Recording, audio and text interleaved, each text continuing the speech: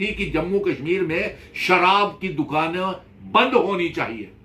उसके ऊपर बैन लगना चाहिए। जम्मू कश्मीर में लिक्वर बेच, जम्मू कश्मीर की सरकार को एक बिल असेंबली में पास करना चाहिए, नहीं तो बहुत बड़ा आंदोलन में शराब की दुकानें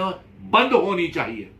उसके ऊपर बैन लगना चाहिए जम्मू कश्मीर में लिक्वर बेचने के ऊपर। लेकिन 5 अगस्त 2019 के बाद जम्मू कश्मीर जिस तरीके से ग्रैंड सेल लग गई थी और शराब की दुकानें भी 75 वार्डों में 300 के करीब शराब की दुकानें भारतीय जनता पार्टी के कारपोरेटर्स और मेयर ने और जबरन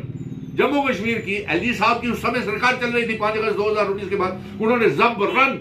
हमारी माताएं, बहनें, बच्चे,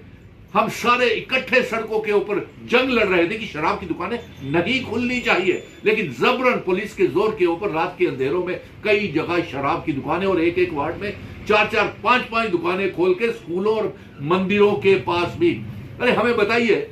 नरेंद्र मोदी जी के गुजरात में शराब बंद है, मध्य प्रदेश में शराब बंद है और भी सारा रियासतें हैं यहां पे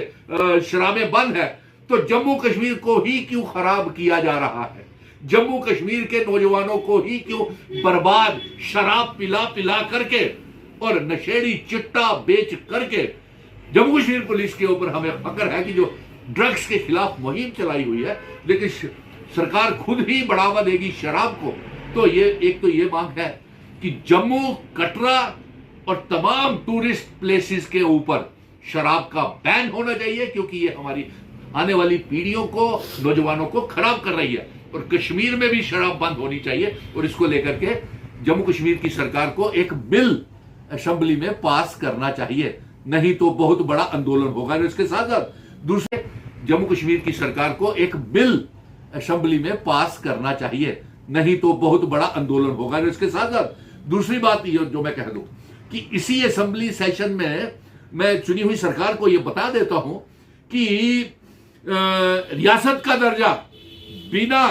आर्टिकल 370-35A के हमें मंजूर नहीं है, और इसलिए एक बिल लाया जाए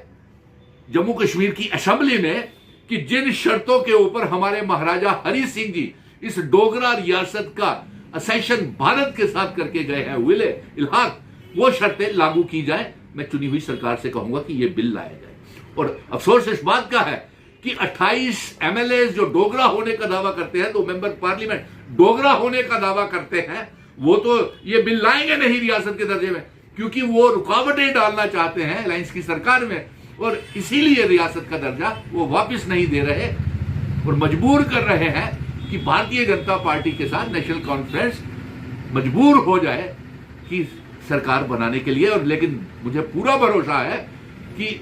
अलायंस के नेशनल कॉन्फ्रेंस कभी भी ये गलती नहीं करेगी।